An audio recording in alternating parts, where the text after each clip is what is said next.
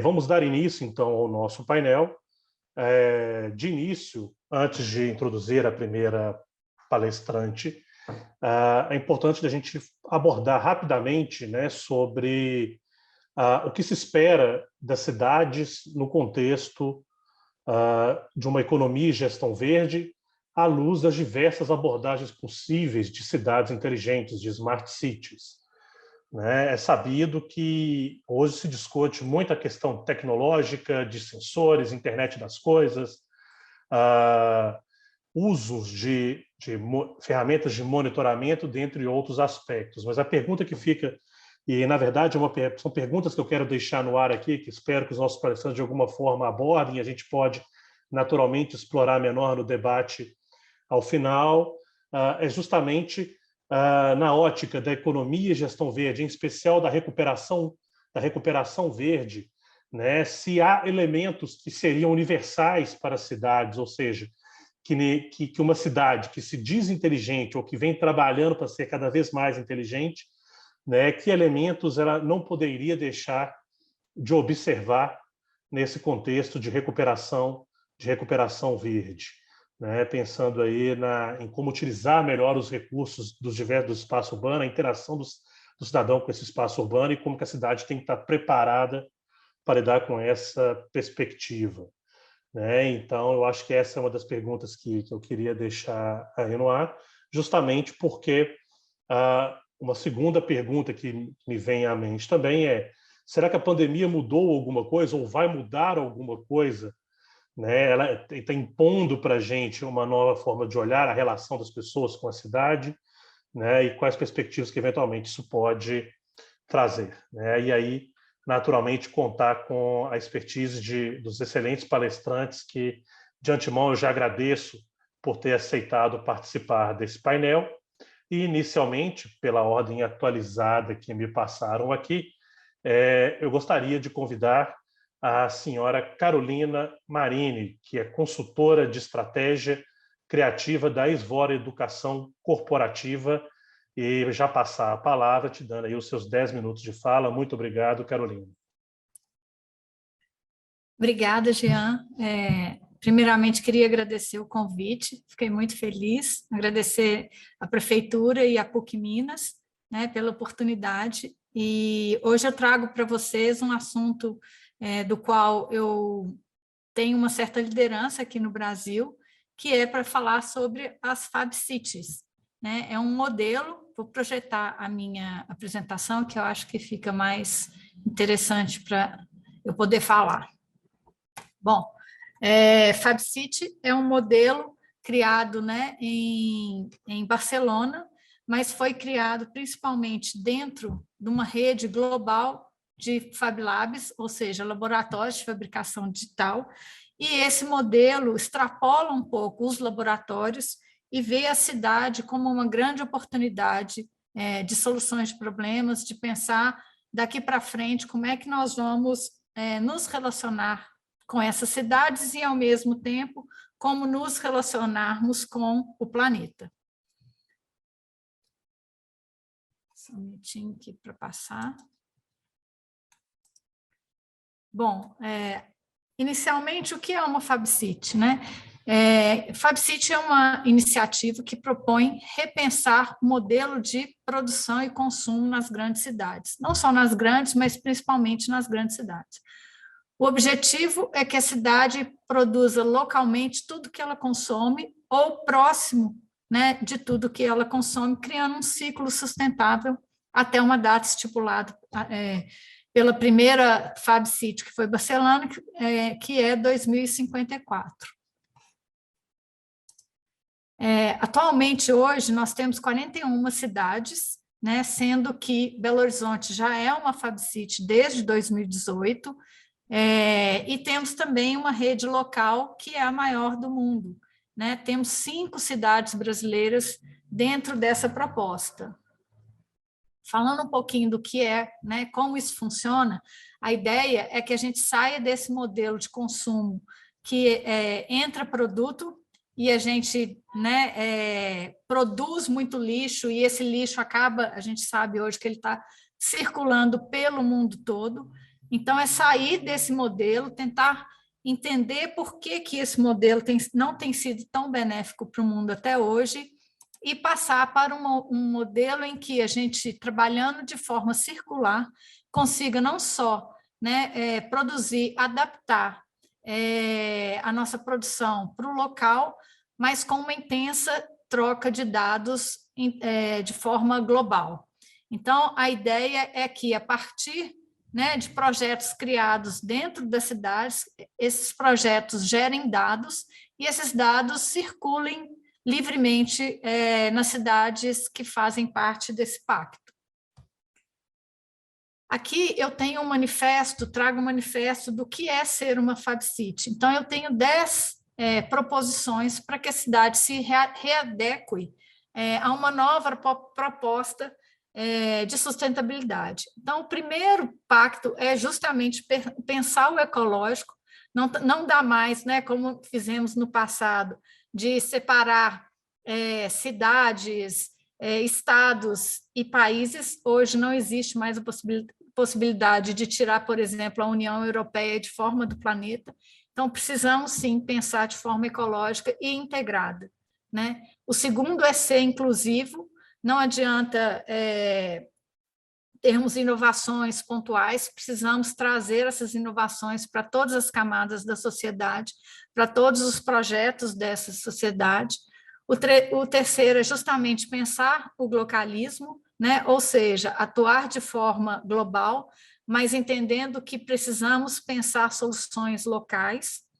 O quarto é o participativo, ou seja, ser atuante e engajar uma rede forte para soluções das cidades, pensar em crescimento, soluções que tragam crescimento econômico e geração de empregos, ser localmente produtivo, né, centrado em pessoas, e hoje, inclusive, esse ponto está sendo revisado. A gente pensou muito em pessoas durante muito tempo, e agora a gente precisa ser centrado em planeta, no nosso planeta, né? Ter uma visão holística, integrativa, trazer a filosofia do código aberto, já que vamos trocar mais dados, que esses dados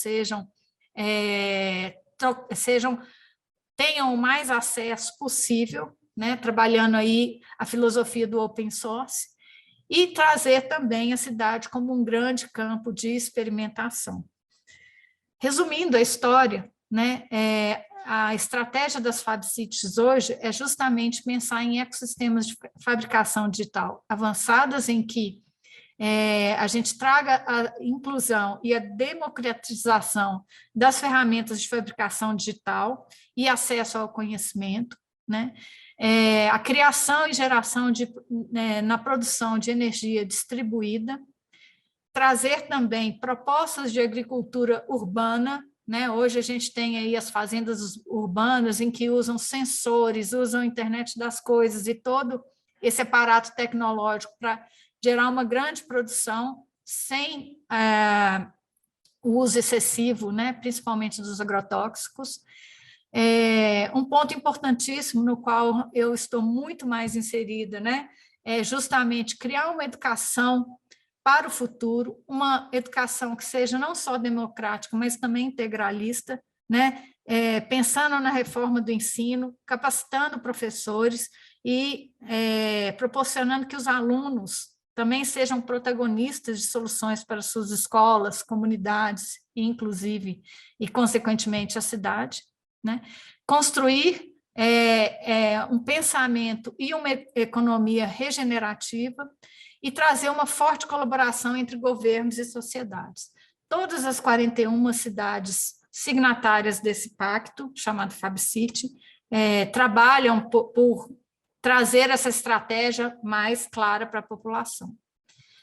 Resumindo, né, trazendo dentro do pensamento maker, dentro dos laboratórios de fabricação digital, a ideia é que o cidadão seja realmente, né, o principal transformador dessa mudança.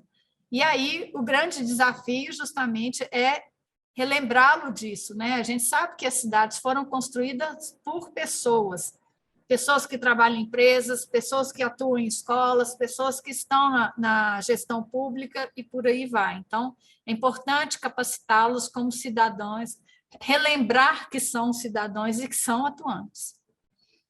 Bom, falando um pouquinho de como a gente vem atuando, principalmente a Rede Brasileira, antes da pandemia, a gente fez um encontro para entender, né? Existem FabCities europeias, FabCities americanas, canadenses e por aí vai, mas a gente fez uma reunião, um primeiro encontro para entender o que é realmente ser uma FabCity brasileira, né? Como é que a gente articula, identifica oportunidades de ações entre a cultura local e os parceiros.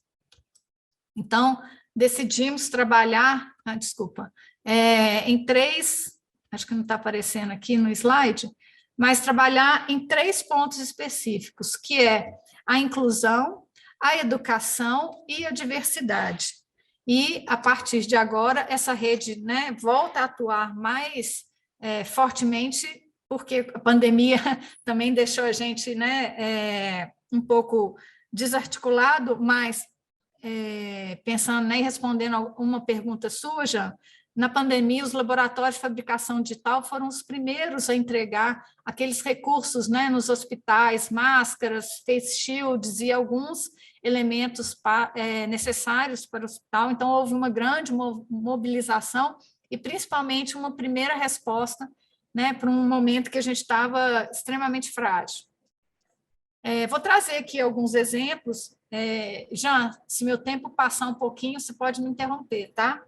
De como as FabCities têm atuado e como a gente pretende, né, trazer alguns projetos, principalmente pensando nos dados desse projeto, aqui para Belo Horizonte. O primeiro protótipo de FabCity foi realizado, né, num quilômetro quadrado em Barcelona, em que esse mapeamento foi feito, foi identificado as oportunidades, né, e como eles poderiam mudar o modelo que eles tinham lá, de criação e geração de muito lixo para uma economia mais circular. Então, eles mapearam restaurantes, os próprios laboratórios de fabricações digitais, pontos de energias, quais as energias eles poderiam substituir, em que momento, em qual espaço, e principalmente que materiais eram locais e como eles poderiam aproveitar isso, né, fazendo aí o cruzamento entre esses fornecedores. Um exemplo simples, né, o Laboratório de Fabricação Digital FabLab de Barcelona conseguiu resolver um problema muito intenso em Barcelona, que é uma cidade muito turística, que tinha um volume muito alto, né, de barulho, e eles criaram um sistema em que esse aparelho, chamado de Smart Citizens, os próprios moradores conseguiam, né, mapear essa poluição sonora, além de dados do lugar, e transformar isso em dados para que a prefeitura pudesse tomar providências, né, necessárias para diminuir o barulho e manter uma boa convivência entre turistas e moradores locais, né?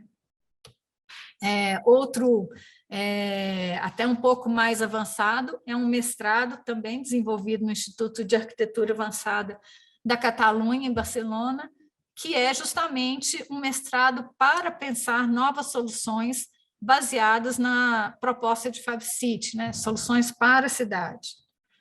A gente tem também, por exemplo, um projeto bem simples, mas a gente sabe que a abelha tem uma grande responsabilidade, né, em manter o nosso meio ambiente. Então, dentro de um laboratório de fabricação digital, foi construída uma nova forma, né,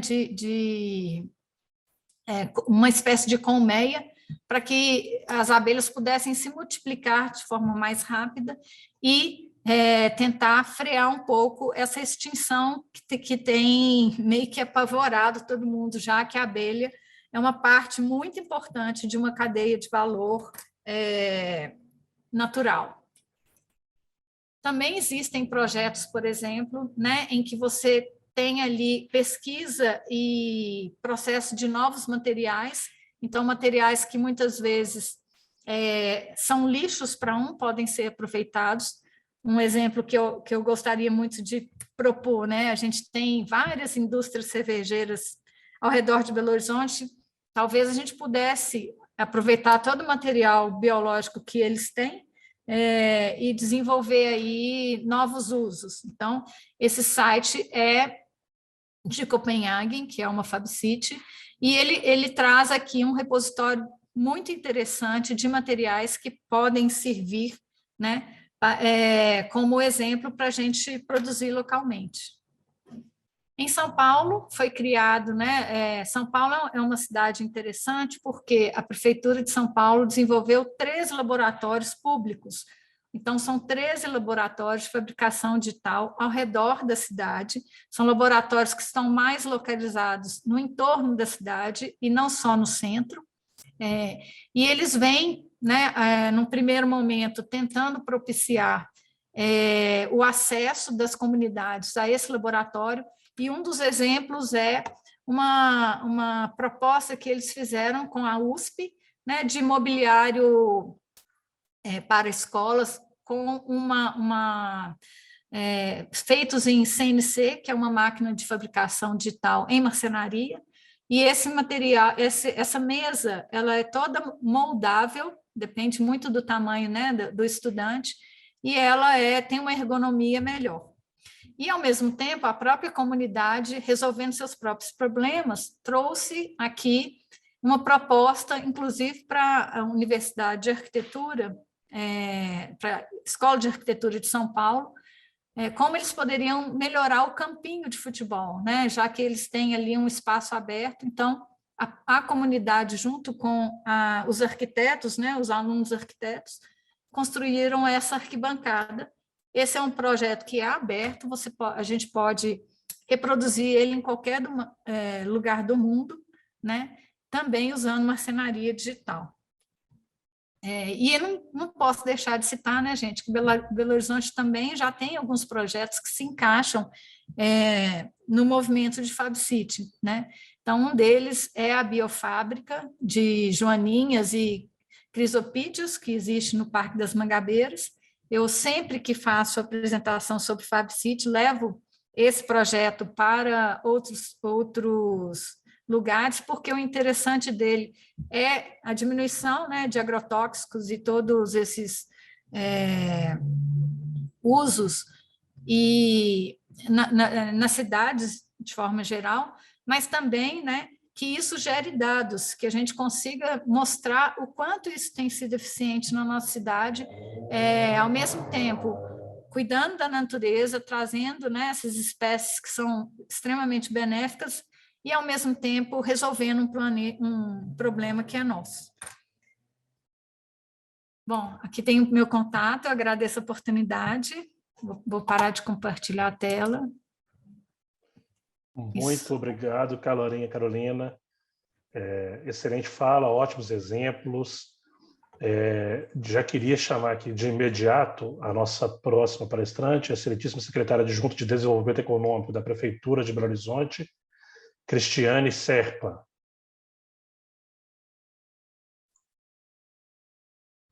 Boa tarde, vocês me ouvem?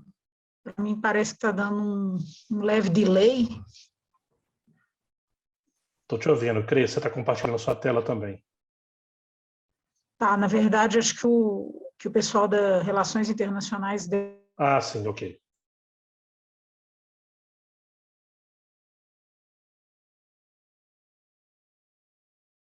Começo aqui a minha fala agradecendo aí a apresentação da Carolina. Carolina, o que está meio tortinha aí, pessoal. Obrigada, agora deu. Carolina, que é uma parceira importante, parte da rede, né, de FabCities, e esse painel, a gente está entre parceiros, é até engraçado eu apresentar sobre o programa de Smart para um painel que o Jean modera, porque esse é um programa, né, que enfim, ele capitaneia de forma brilhante na cidade, mas eu vou falar um pouquinho mais além do que só o programa, foi uma conexão com um projeto de FabCity e com algumas soluções que surgiram no pós-pandemia, e aí eu acredito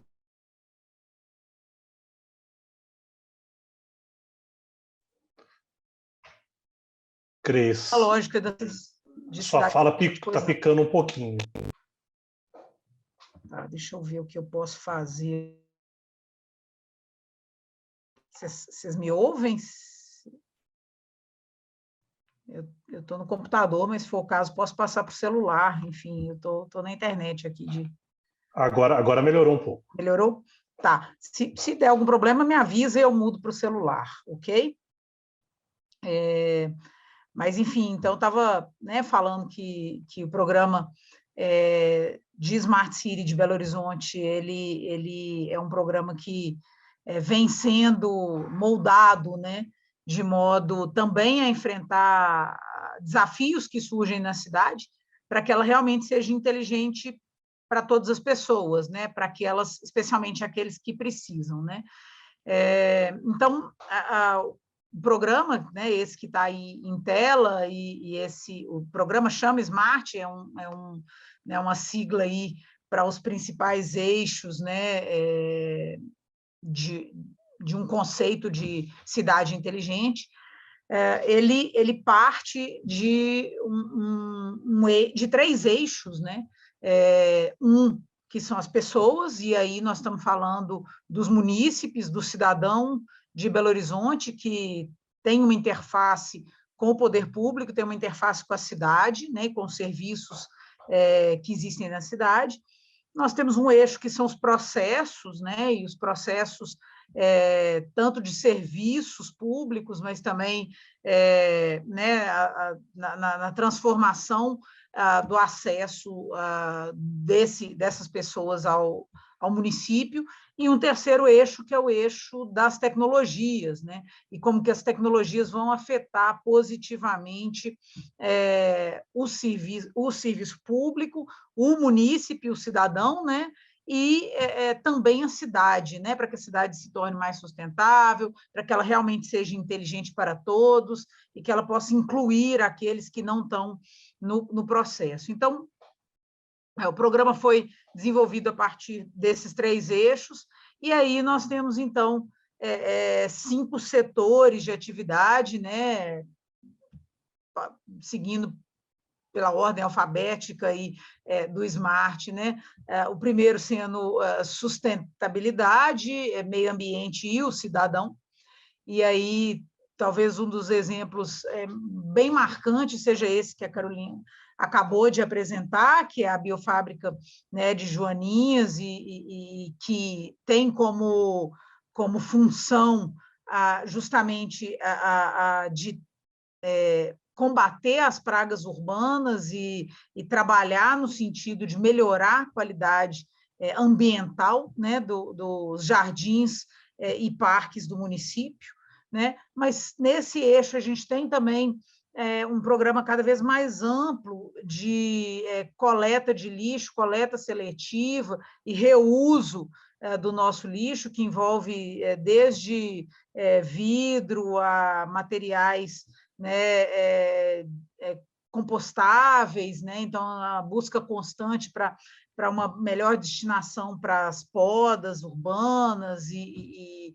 esses pontos de coleta, enfim, né? A expansão dessa relação com o indivíduo, então, com mais pontos de coleta também urbana, né? De coleta e entrega de materiais recicláveis, né? A constante necessidade aí de permitir que o munícipe se relacione nos parques, nas praças da cidade. Então, essa vai toda uma estrutura de programas de sustentabilidade e meio ambiente, né? finalizando ainda nesse caminho também todo o aspecto aí de energia renovável e reuso, né, de energia, uma grande tentativa de transformar o uso da energia do próprio poder público como sendo energia fotovoltaica a partir de fazendas, né, de energia. Depois, nós vamos ter toda a discussão de mobilidade e segurança, né? E nessa discussão de mobilidade e segurança, Belo Horizonte vem recebendo alguns reconhecimentos, inclusive internacionais. Recentemente, o programa, né, vamos chamar de botão de pânico, de segurança para mulheres no transporte público foi reconhecido internacionalmente, né? Então, a qualidade aí do transporte público, o acesso ao transporte público, mas mais do que isso, um transporte público de qualidade seguro, né, que também seja acompanhado pelo Centro de Operações integrado, que, né, garante a qualidade e trabalha de forma inteligente com essas viagens, é uma iniciativa que melhora, né, a acessibilidade do munícipe a todos os lados da cidade, mas também com segurança e com melhor qualidade de uso, né? Um terceiro ponto aí a acessibilidade aos serviços, né? E a pandemia acabou acelerando muito, né, Jean, o processo aí de fortalecimento dos serviços, né? Então são um volume muito grande de novos serviços passaram a ser disponibilizados também online, né, para que o cidadão tivesse um maior acesso, uma capacidade de resposta muito grande da prefeitura para avançar, né, nessa interlocução com o munícipe. Então, nós temos aí não só o aplicativo, o PBH App, mas também com mais de 40 serviços para os cidadãos, mas mais de 90 serviços foram digitalizados e disponibilizados. O BH Resolve ampliou aí a sua extensão, deixando de ser simplesmente um espaço físico para cada vez mais um espaço de resposta. Então, nesse processo, né, de modernização aí do serviço público, de também ter plataformas únicas onde esses serviços possam todos ser realizados. Isso acabou de dar recentemente um reconhecimento de Belo Horizonte como uma capital mais competitiva, né, no Brasil. O terceiro ponto, resiliência, né, que conversa diretamente com o assunto desse nosso fórum.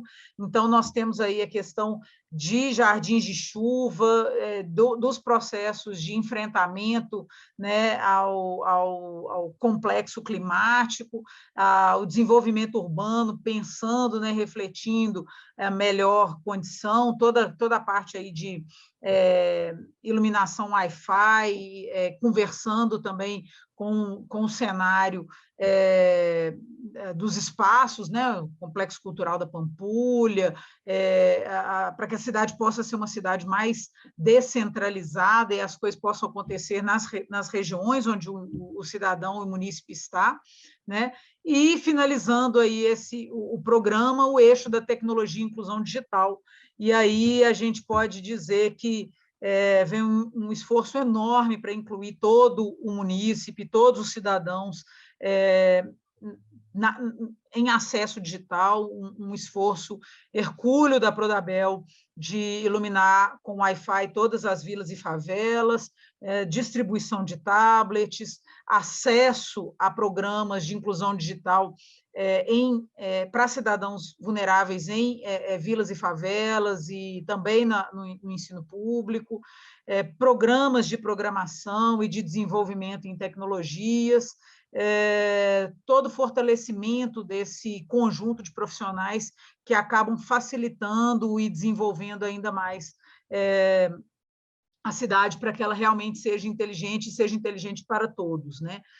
Existem inúmeras atividades, esse material está disponível no site, né, da própria prefeitura, mas envolve aí também o desenvolvimento de open data, dados abertos, com o laboratório aberto, onde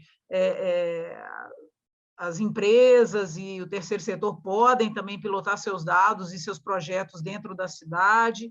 E, com isso, eu concluo aqui minha apresentação, para não esgotar, não passar, né, do meu tempo permitido, mas que também para permitir que a gente possa avançar no debate aí de como fazer uma cidade inteligente ser o mais sustentável possível, né?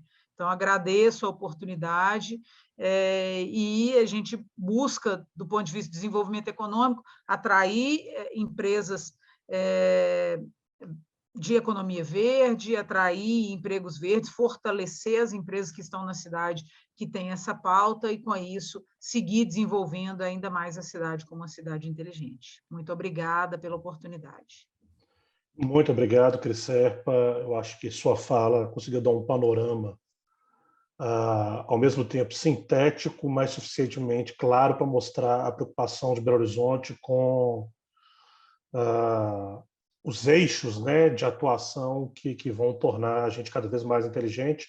Temos bons exemplos de iniciativas, temos desafios a percorrer, como toda cidade tem, e estamos caminhando para isso.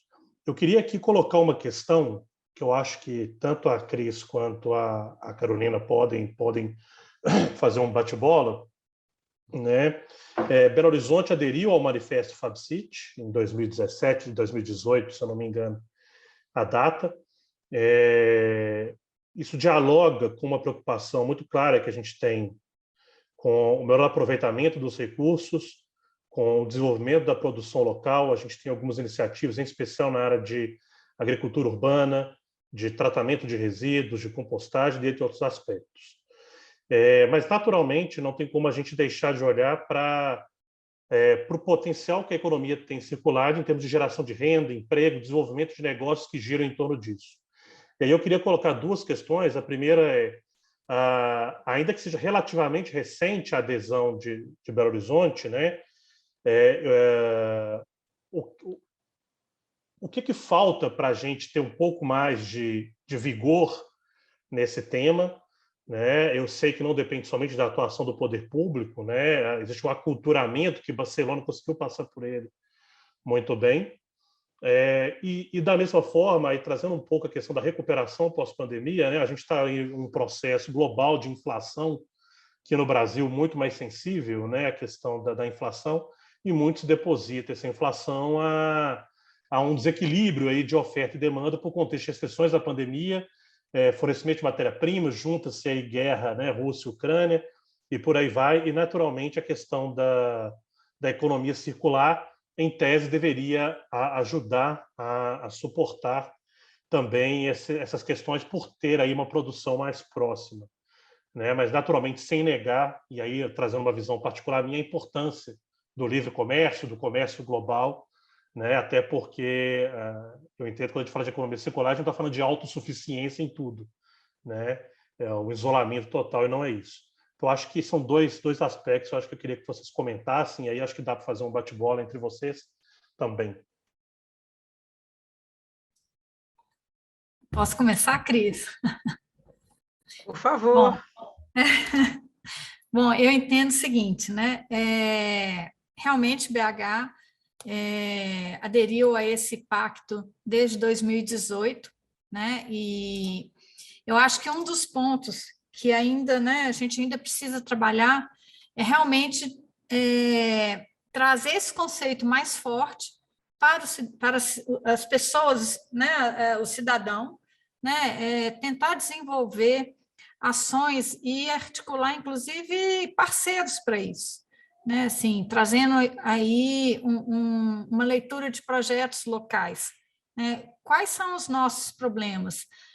A FabCity trabalha muito num princípio que é entender que estamos conectados globalmente, não existe mais, né, a possibilidade de separação, a gente tem aí hoje internet e outros artifícios que nos aproximam globalmente, mas temos problemas locais. Então, a gente usa de todo esse conhecimento que está hoje mais acessível, mais disponível, para entender como a gente pode solucionar nossos problemas. Mas isso não basta, como você disse, só o poder público, né? É preciso haver um engajamento maior, não só dos empresários, terceiro setor e outras atividades, né, de uma cidade, mas principalmente de um cidadão. Né? Entender quando a gente conversa, por exemplo, de economia circular, que conceito é esse? Quais são os benefícios? O que traz, né, para uma população a partir do momento que ela começa a tratar e entender que existem muitos problemas locais, mas muitos deles são oportunidades de desenvolvimento. Né? Talvez a gente não precise... Eu entendo que a economia é global e que a gente está numa logística aí muito integrada, mas talvez a gente nem precise trazer, né? Basta assim, um passeio rápido, que seja na UFMG, que seja, por exemplo, né, nesses centros de desenvolvimento criativo, a gente vê soluções interessantes. Então, como a gente faz para atrair, inclusive, financiamentos para esses projetos que estão atuando localmente, né, muitas vezes integrados, como a gente vê, né, aqui em Belo Horizonte, existem vários projetos interessantes, estão integrados, conversando com o mundo todo, mas estão atuando de forma muito local. Né? Assim, as próprias fazendas urbanas usam tecnologias que estão aí em qualquer país, em qualquer cidade, mas que estão trazendo benefícios reais, né, de forma local. Então, como é que a gente atrai... primeiro, como disse, né, para mim, eu acho que a educação é o gatilho de tudo. Né? Assim, trazendo uma educação inclusiva, né, que trata ali das questões locais, trazendo também toda essa digitalização que está acontecendo no mundo, democratizando essas ferramentas, né? Isso, com certeza, eu acredito que é o nosso ponto de partida. Mas, ao mesmo tempo, já existem projetos, já existem empreendedores que também precisam ganhar atenção e receber aí um financiamento, uma ajuda que seja local, mas que também traga ali uma visão mais global. Então, acho que é muito importante a gente não só fomentar a inovação aberta, porque aí a gente gera dados, mas, ao mesmo tempo, esses dados ficam acessíveis, né? A Cristiane falou muito bem, assim, temos dados, vários dados dos nossos projetos que estão brilhando aí, né? Que estão recebendo não só atenção, mas, ao mesmo tempo, tornando Belo Horizonte uma cidade atrativa. Então, é importante divulgar bastante esses projetos, mas, ao mesmo tempo, trabalhar essa atratividade para a cidade. Eu vou seguir um pouco na linha de alguma das coisas que a Carol disse, Jean. Eu acho assim, você sabe, minha origem é a área de negócios internacionais, então eu acredito muito fortemente, né, nessa troca, tanto de oportunidades, quanto a troca econômica, quanto a busca por financiamentos e soluções internacionais, mas eu acho que algumas soluções locais que funcionam localmente, elas têm também muito espaço para aparecer internacionalmente, de repente captar recursos internacionalmente, ou ampliar a oportunidade de fortalecimento de práticas com algumas experiências internacionais. Então, acho que a gente pode trabalhar de forma bem casada, assim, né? No painel, hoje de manhã, a gente viu uma das palestrantes que falou assim, eu não gosto desse negócio de melhores práticas, né? Porque cada local tem uma situação, cada local tem uma condição, e eu acho que sim, mas a gente pode sim, a partir dessas práticas realizadas por outros municípios ou por outros entes, avançar em algumas soluções, pilotando para a nossa realidade, né? Trazendo a nossa realidade para o contexto e fazendo esse processo casado.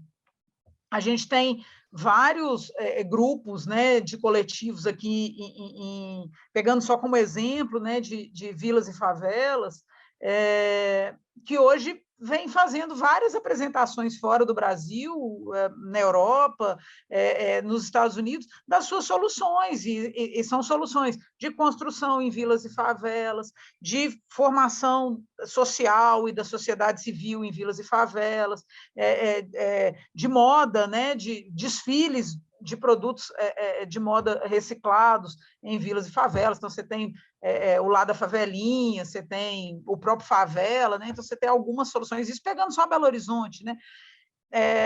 E que, por sua vez, as nossas iniciativas também atraem, né, interesse de outros entes, né? Essa semana, na sexta-feira, a gente vai receber uma apresentação, uma palestra de um programa de programação em inglês que se relaciona e vê com olhos positivos o programa que a Prodabel tem, que é o Programando Sonhos Delas, né? Que permite que meninas, mulheres, na verdade, em situação de vulnerabilidade, aprendam a programar e passem a fazer parte do universo da tecnologia. Então, acho que existem algumas condições aí de fortalecer redes, fortalecer relacionamentos, ampliar, mesmo que o desenvolvimento seja local no final do dia, né? Mesmo que isso vá fortalecer o desenvolvimento local e, às vezes, até muito regional, né? Em uma determinada vila, em uma determinada comunidade, mas que essa comunidade possa ter voz e possa ter entendimento também do papel dela no mundo, né? Isso para a gente é bem interessante da gente acompanhar, a gente tem visto bastante, isso acaba gerando aí algumas oportunidades e também atrai outros parceiros internacionais para o processo, né?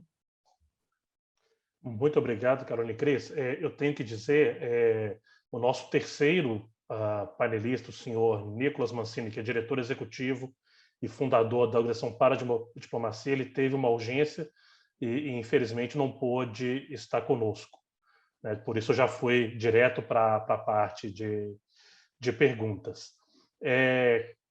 Cris e Carol, vocês têm uma pergunta, uma para outra? Alguma questão que vocês acham que poderiam explorar?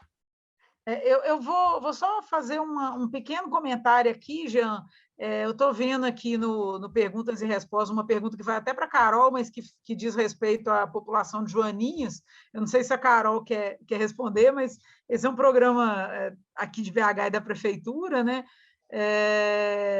E que esse programa tem, sim, um acompanhamento muito próximo da Fundação de Parques, né? Da população de Joaninhas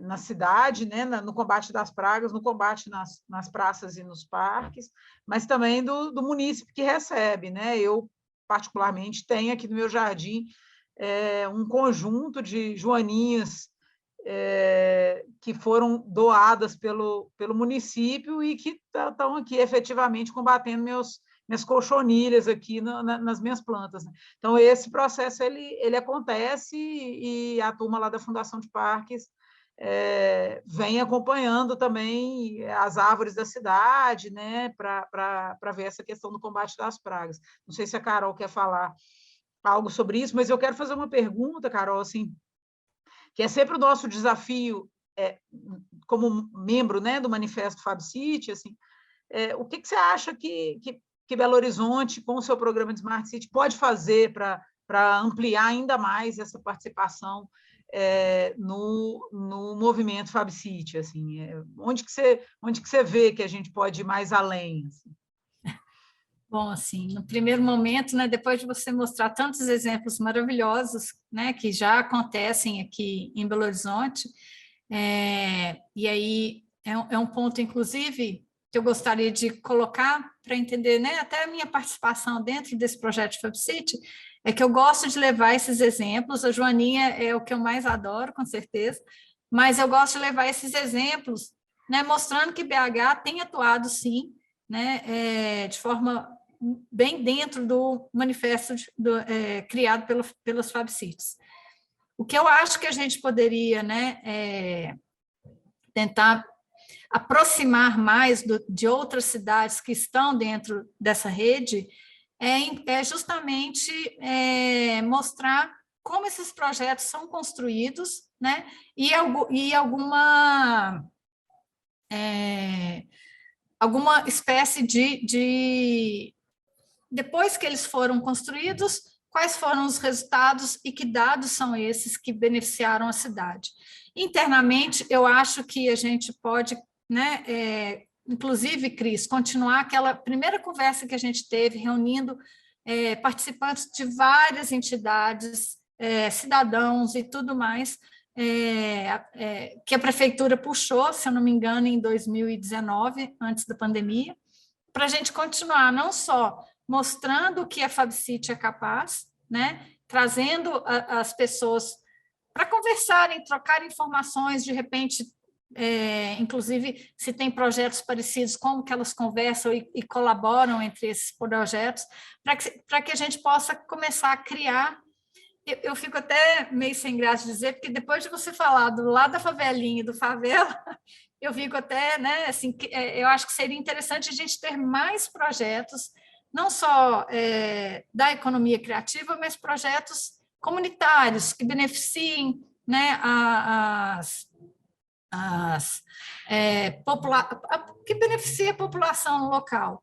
E eu acho interessante também que a gente trabalhe para desenvolvimento de uma educação que entenda mais sobre fabricação digital e o poder que isso tem, né? Como é transformador depois que uma criança ou um adolescente comece a trabalhar dentro de projetos de sua comunidade, da sua escola, entendam mais de programação, aprendam linguagens de programação, como que a gente pode potencializar esses projetos para que essa nova população, essa nova geração, na verdade, que vai, inclusive, se beneficiar bastante de projetos realizados hoje, lá na frente, que elas possam continuar seguindo com esse modelo de se aproximar mais da sustentabilidade, mais de economias de forma circular, né, de regenerativa, e que a gente possa ter esse projeto e continuar com uma Belo Horizonte sempre propositiva, né? Sempre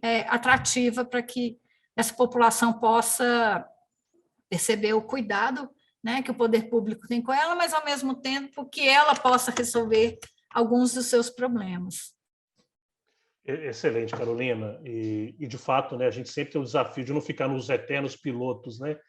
Porque sempre a gente vê o exemplo emblemático do Club Menu em Barcelona e naturalmente a gente sabe que a coisa espraiou, vamos dizer assim, pela cidade, né? A cidade respira inovação, respira soluções alternativas de planejamento espaço urbano, assim como a Dinamarca também, Copenhague, nessa parte do design, né? Casando design com produtos alternativos, recicláveis, ou seja, usou de uma potencialidade que já é da cultura local para viabilizar a economia circular, né? E acho que Belo Horizonte tem essas pegadas em muitas áreas que acho que vale a pena explorar, e eu concordo com a sua fala no final.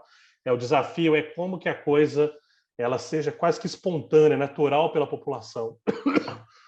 Desculpa, gente. E uma notícia boa, e aí eu queria contar com a compreensão e também com o engajamento de todos. O senhor Nicolás Mancini conseguiu acessar. Desculpe se eu não pronunciei o nome corretamente, mas a gente puder estender um pouco o painel aqui para escutar um pouco da fala dele sobre o nosso tema, contando com essa gentileza de todos aqui, como é o último painel da tarde, né, não compromete a programação, se a gente puder estender e ele poder fazer a sua fala. Eu vou pedir a gentileza do Bernardo, aí, da equipe da Cris, se puder continuar a mediação, porque eu tenho um outro compromisso, né, e já vou me despedir de todos. Obrigado, Cris. Obrigado, Carolina. Jean. Obrigado à Diretoria de Relações Internacionais pelo convite. Obrigado, Nicolás. Foi um prazer. Também ficamos à disposição da Prefeitura para poder debater mais sobre o tema. Um abraço a todos.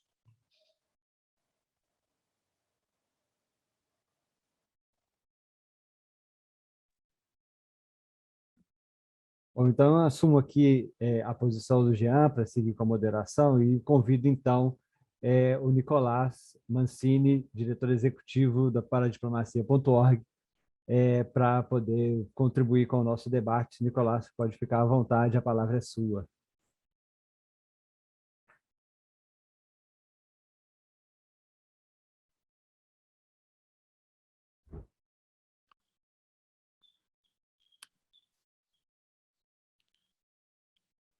Bueno, hola, ¿me escuchan? Sim. Sí, perfectamente, Nicolás, gracias. Muy bien, gracias Cristian, Bernardo, Carolina. Es un gusto estar aquí. Tengo que pedir disculpas porque no hablo portugués, no hablo ni siquiera portuñol. Hice una presentación que está en inglés, como me habían sugerido, que si les parece, yo quisiera presentarla. No sé, Bernardo, si te parece, yo te puedo pasar la presentación para que vos la presentes, porque estoy teniendo dificultad con mi... Vou pedir para a equipe liberar e permitir que você, né, compartilhe sua tela.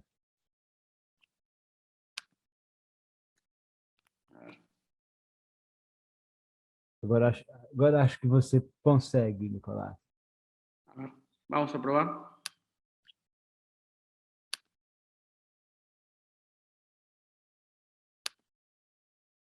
Un segundo.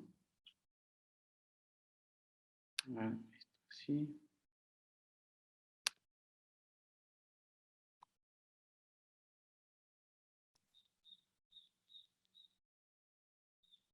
Un segundo, por favor. Claro.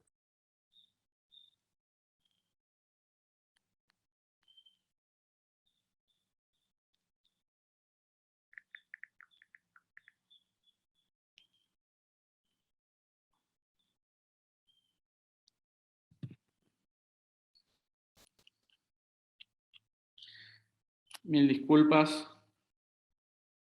pero ya lo voy a lograr.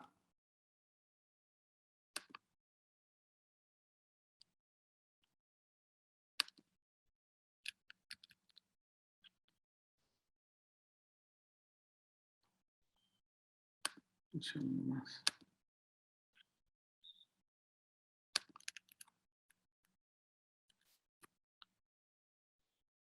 Bien.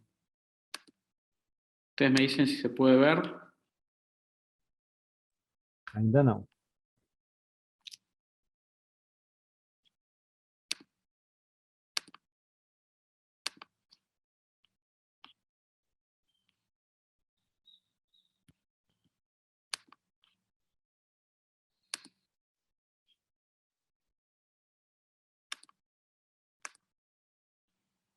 Creo que ahora...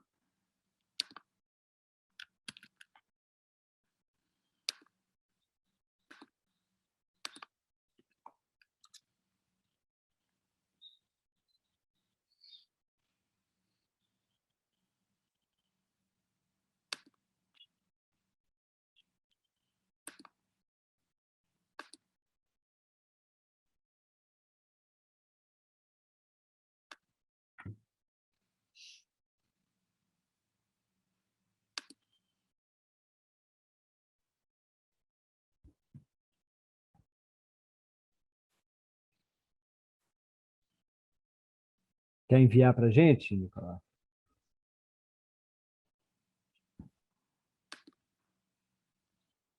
Mil disculpas, perdón, ya estoy llegando. Acá está. ¿Pueden ver?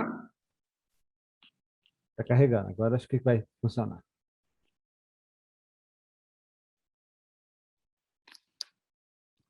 Muy bien. ¿Sí? ¿Pueden ver la...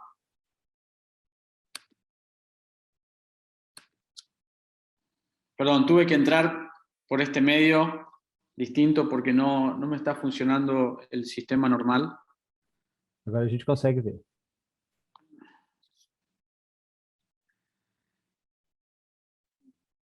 Y ahora voy a pasar a leer en inglés. Now, and my English is a little bit better than my Portuguese. Just for this, I'm going to read my presentation. And I hope I can transmit the idea, the main idea. And the main idea focus on what are the 5 steps to grow a smart city. And this is also the platform that we use in a formative process where we use this platform to form mayors that and people that is going or wants to grow and to work in a city and to make it smarter. And now I'm going to present our main idea. First of all, thank you very much to the university and la Prefeitura de Belo Horizonte. It's a pleasure to be here and to share our ideas. I'm Nicolas Mancini. I represent a group of volunteers that work in paradiplomacia.org. We are organizations that studies and works with cities to promote the global and smart development of the cities. We have many people from Brazil that works with us, and also many people from all over the world and Latin America especially. Well, nowadays, the concept and definitions of smart cities abound. Its purpose is to identify those cities of the future that grows and evolve according certain models. Excuse me.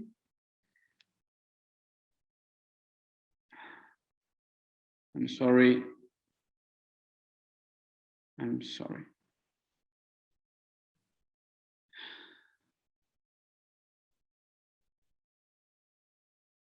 I'm so sorry.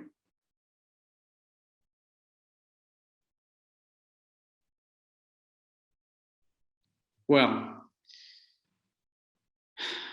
nowadays, the concepts of and definitions of smart cities abound.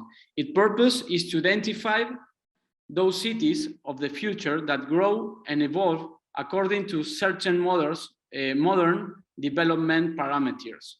Now, what are those parameters? How do we define a smart city? In paradiplomacia.org, we have decided to work on the concept. Since June of 2020, in the smart city teams, we have been listening and studying different ways of approaching the smart development of cities. First, we ask ourselves if smart city is an achieved status by a city after transforming itself and reaching certain standards, or if it is a transformation process based on management principles and government action to every day get a little closer to that status. We believe that it is the second option, the choice of a path, the choice of a roadmap, a development model, a way to grow and manage the urban ecosystem and its complexity in an intelligent and sustainable way. In this line, we decided to propose our formula and give importance to 5 ingredients, the 5 pillars, that are the ones that will guide cities to transform themselves into sustainable human modern spaces, the cities of the future. The pillars, excuse me, the pillars are evidence-based public policies. The first. The second pillar, focus on people. The third, sustainable development, that in which are thinking and working in this forum. Fourth, efficient use of technology. And 5, global vision. As the first and main pillar, the only one that of the 5 that has this hierarchy above the others, for us, this is the fundamental pillar. We identify public policies based on evidence, an indisputable condition for the design of any government action. Diagnosis to identify needs, public policies to attend those needs, and impact measurement to evaluate those policies.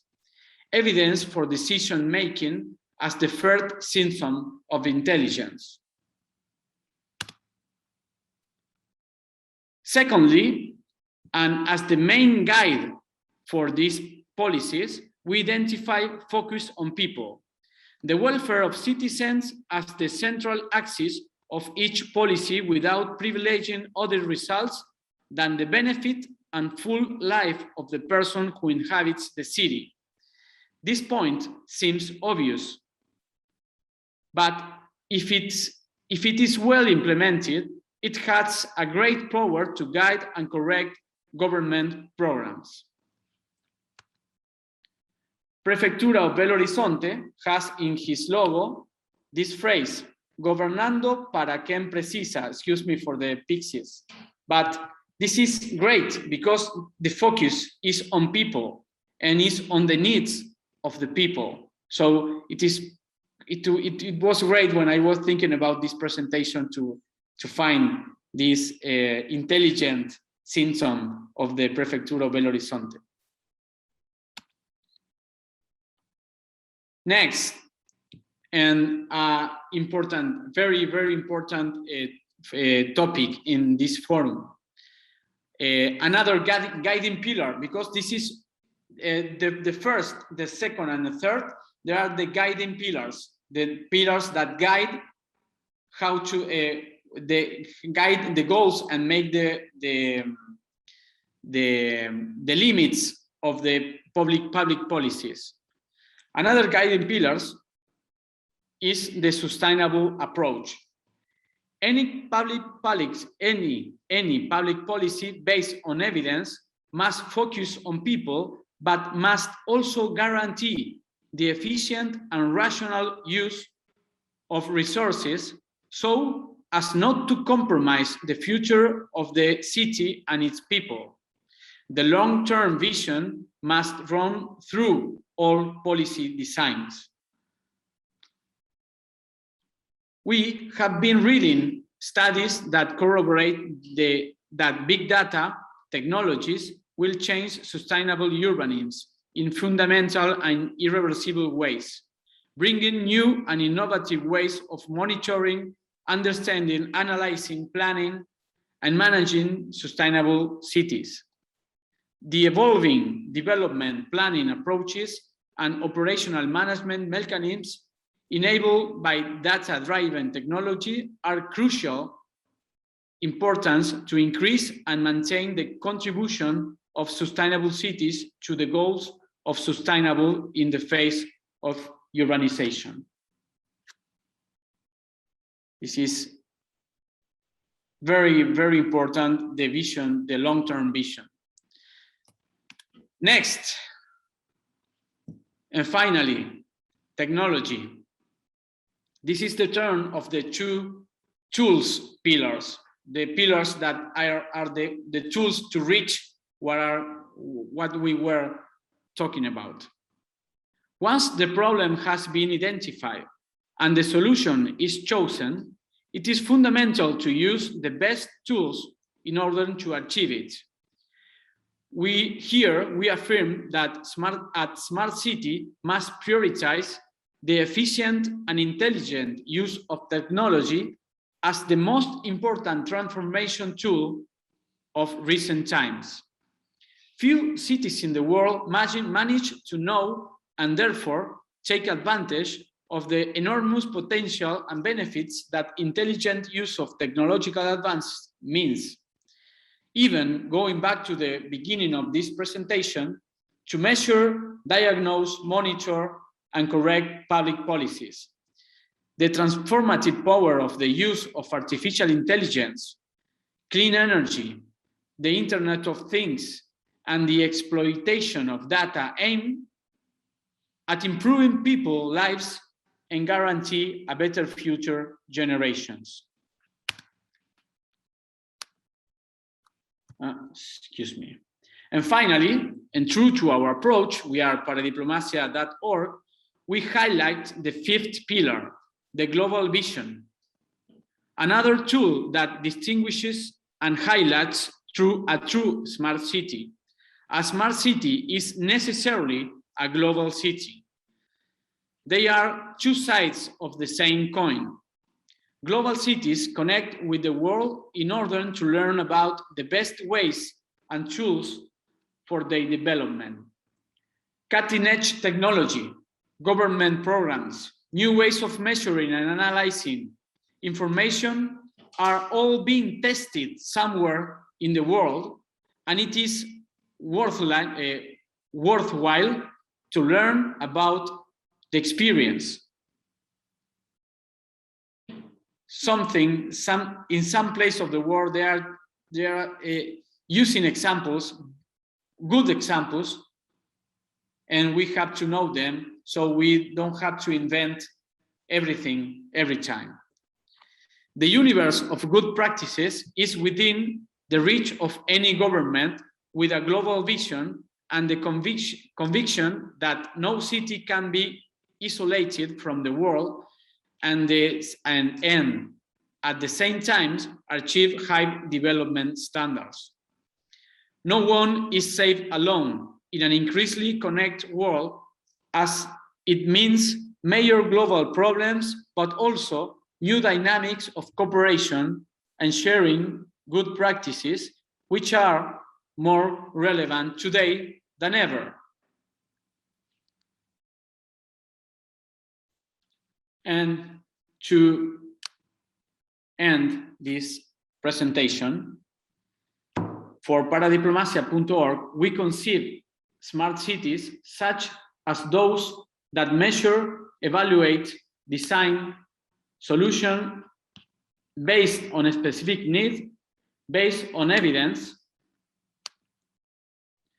with the purpose of generating well-being in people, focus on people, in a sustainable and lasting way, taking advantage of the power of technology, and observing and sharing experience with the world around them. Thank you very much. Muito obrigado, Nicolás. Muitas gracias.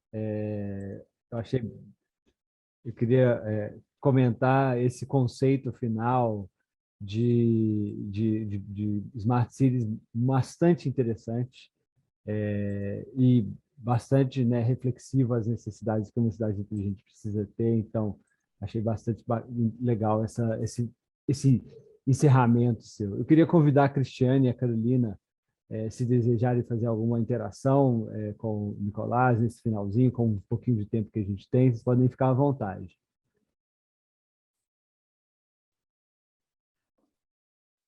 Nicolás, muito obrigada de você, né, ter conseguido. Para mim foi muito interessante e esse conceito, né, da abordagem da pessoa, eu acho que é um grande diferencial no processo de fazer com que seja uma cidade inteligente realmente humana, né? Porque senão fica só uma cidade inteligente, assim, voltada para maior performance tecnológica possível, mas que não reflete as necessidades do indivíduo. Eu queria ouvir você falar um pouquinho disso, assim, complementar um pouco mais, assim, né? Dessa dicotomia que existe, né? Em ser uma cidade inteligente e que tudo funciona, né, tecnologicamente de forma muito hábil, mas que às vezes não permite as pessoas, né?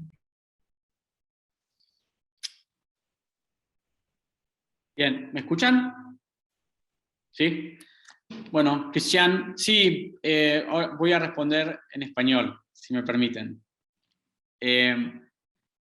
Para nosotros, una de los primeros trabajos que tuvimos mientras íbamos en el desafío de definir una ciudad inteligente, tuvimos un webinar muy interesante con gente de Brasil, de España, de Buenos Aires y de Israel, donde teníamos la primera dicotomía, Human Cities versus Smart Cities, ¿no?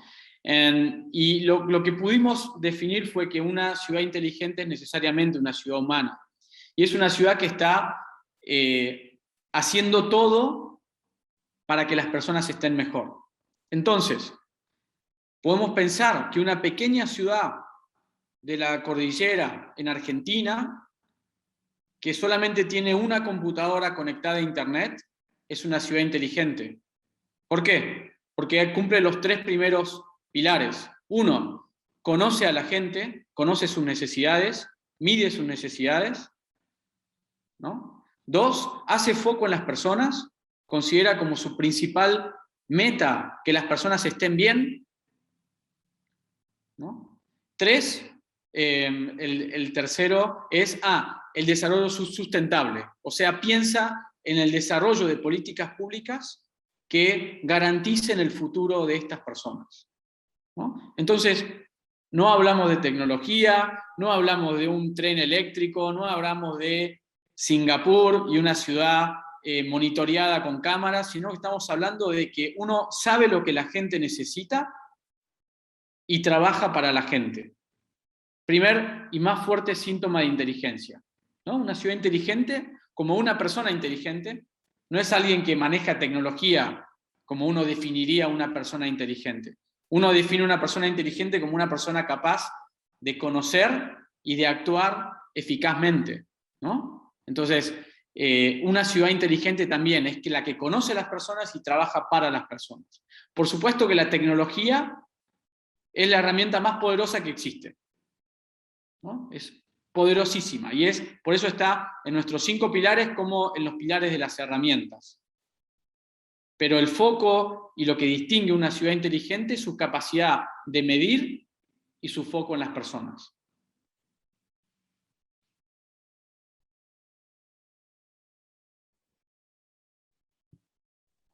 Carolina, quer fazer algum comentário? Estamos bem. Não, eu só reitero, sim, e concordo tanto com, né, a Cristiane e o Nicolás. Acho que tecnologia é o meio, mas o mais importante, né, que para atuar de forma global, mas atuar conectado globalmente, mas atuar de forma local, é muito importante que a gente conheça os nossos problemas. E a gente conhece. Nós mais do que ninguém, sabemos quais são os nossos problemas, mas também sabemos quais são as possíveis soluções. Pelo menos temos ali um caminho, né? E eu concordo, acho que a gente... nós precisamos ser mais inteligentes do que, né, só ter uma cidade inteligente. Así es. Una ciudad inteligente tiene gobernantes inteligentes y tiene un programa inteligente. La tecnología puede sobrar tecnología, puede haber mucha tecnología, pero si no tienen gobernantes inteligentes con un plan inteligente, y para eso creo que nosotros insistimos que medir, ¿no? Y tener políticas públicas basadas en evidencia, basadas en datos, es el primer síntoma y más importante. Porque si yo no tengo un diagnóstico de lo que le sucede a las personas, no puedo solucionarle el problema a las personas. Entonces, mi primer desafío es conocer lo que está pasando, ¿no? Y como dijiste vos, la tecnología como un medio y la internacionalización como un medio, ¿no? La tecnología no puede ser un fin. Yo no puedo tener un plan para hacer más tecnológica mi ciudad como fin último. Yo tengo que tener un plan para que a través de la tecnología puedo mejorarle la vida a la gente. Entonces, como siempre decimos en paradiplomacia.org, la internacionalización no es un fin, es un medio. Es un medio para un canal de entrada de oportunidades, de soluciones, de buenas prácticas, de buenos ejemplos. Y un canal de salida también para productos, es la internacionalización. Pero no es una foto del alcalde en París con el alcalde de París y todo muy bien, porque esa internacionalización no es el fin, sino logra cambiarle la vida a la gente. Lo mismo la tecnología. Por eso las pusimos en las tools, ¿no? Son las 5 muy importantes y las 5 un gran desafío para todos, pero hay 3 que son valores y hay 2 que son herramientas, ¿no? Excelente. Eu queria, para a gente fechar, então, esse painel, só trazer também um comentário que foi feito pelo Sérgio Augusto, presidente da Fundação de Parques, na abertura do nosso evento, quando ele disse que o Fórum Internacional ele é uma porta de entrada para a construção de redes e para desenvolver ainda mais as nossas capacidades. Então, eu acho que a gente está construindo uma nova rede aqui, né, para a gente potencializar as práticas de inteligentização, digamos assim, de Belo Horizonte com essa pegada humana, aliada à internacionalização, que eu também, como diretor de Relações Internacionais da Prefeitura, só acredito que é meio, não acredito, nunca acreditei que fosse fim, e também com as tecnologias atuando aí como ferramentas para a gente executar essas políticas. Eu espero que a gente possa continuar esse debate brevemente no futuro, Nicolás, Carolina e Cristiane, e que isso sirva como porta de entrada para a gente manter um relacionamento e desenvolver ainda mais. Bom, agradeço, então, a presença de todos, agradeço a presença da secretária Cristiane, da Carolina, do secretário executivo Nicolás, foi muito rico a nossa sessão dessa tarde, e declaro, portanto, essa sessão realizada com sucesso. Muito obrigado e convido todos a dar sequência. Amanhã temos mais atividades pela manhã e o encerramento oficial do evento à tarde, a partir das 14 horas. Muito obrigado e um ótimo resto de dia a todos. Obrigada a todos. Obrigada. Obrigado. Até mais. Tchau.